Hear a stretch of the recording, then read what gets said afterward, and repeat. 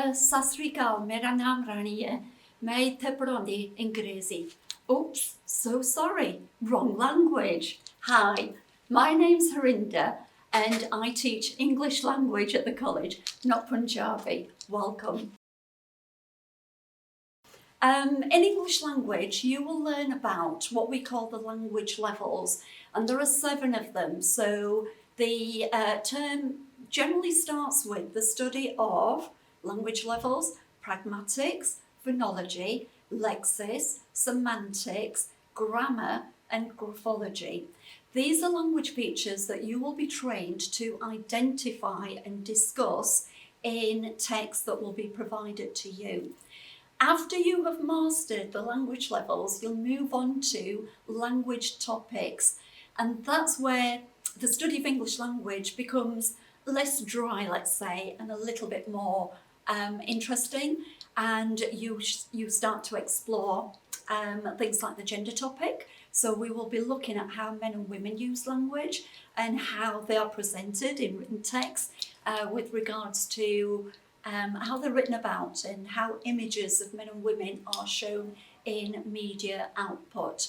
We then move on to the power topic, and that basically allows you to explore how people use language in order to assert themselves. So think Donald Trump, think Joe Biden, recent elections in America, and the way that the two would-be presidents and the outgoing president use language in order to manipulate, persuade, convince the electorate, convince the Americans to vote for one person or the other. That all boils down to the way that they use language and the way that they manipulate language. As the course progresses, you will then move on to the topic of children's language acquisition, which future speech therapists and those wanting to go into nursery nursing or primary school teaching love that subject. But language acquisition is just about how from the minute we are born up to, for our purposes, up to the age of 7, how children learn to use language, to learn English and to articulate the words, the baby words that they get confused and how they master those. And then the final topic that you'll study is language change.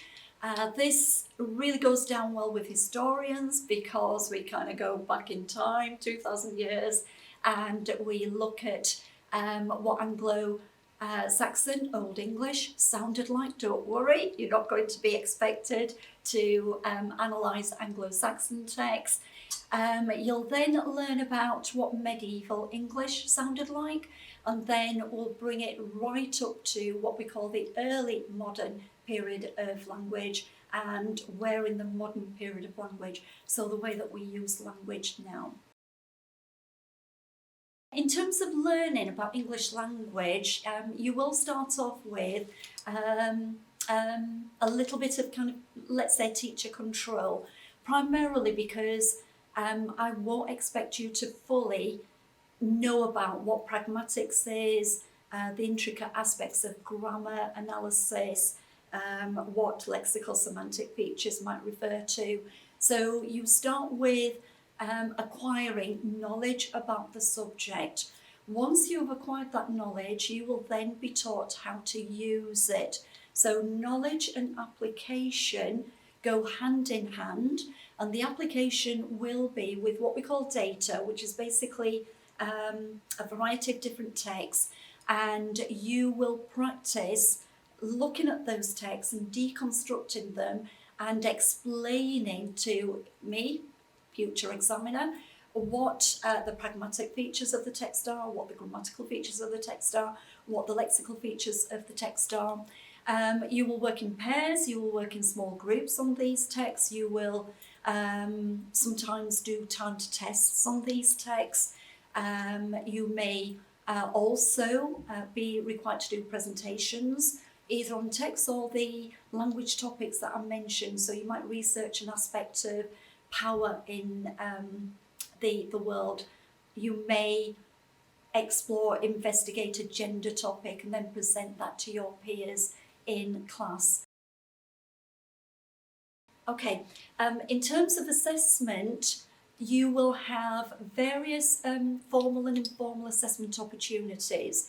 Your informal assessment opportunities basically comprise of discussion work that we do in class.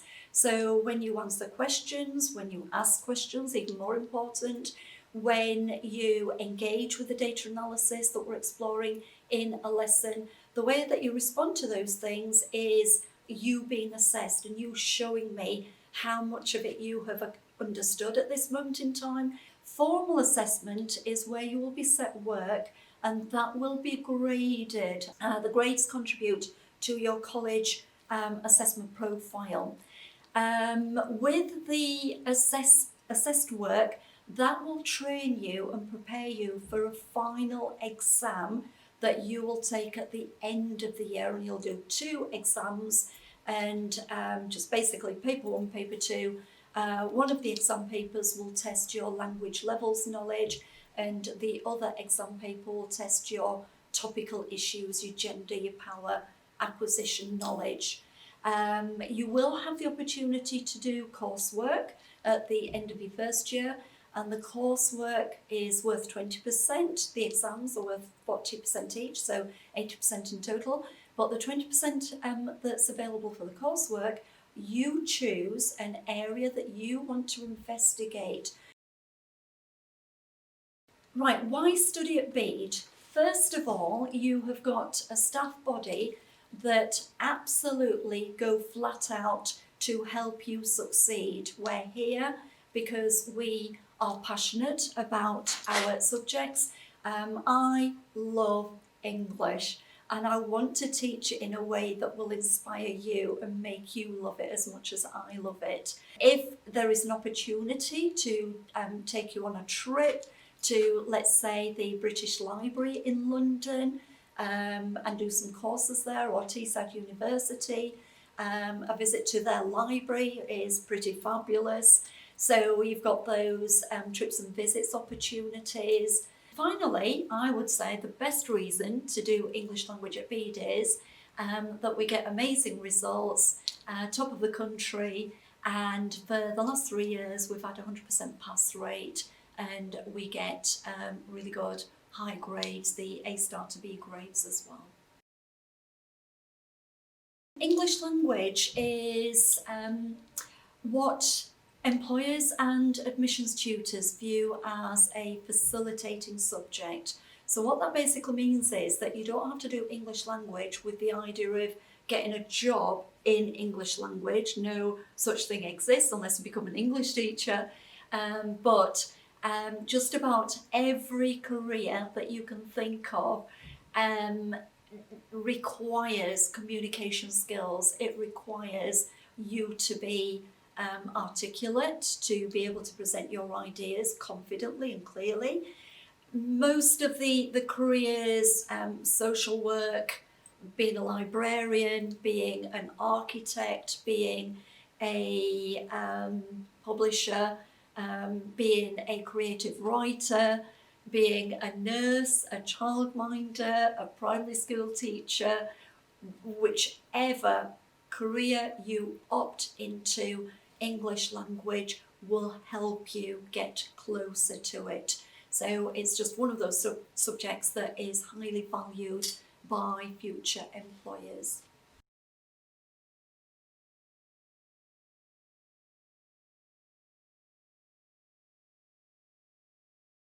The minimum entry requirement that you need to progress onto the A-level programme is a grade 4. Okay, we get to the end of the introduction to English language.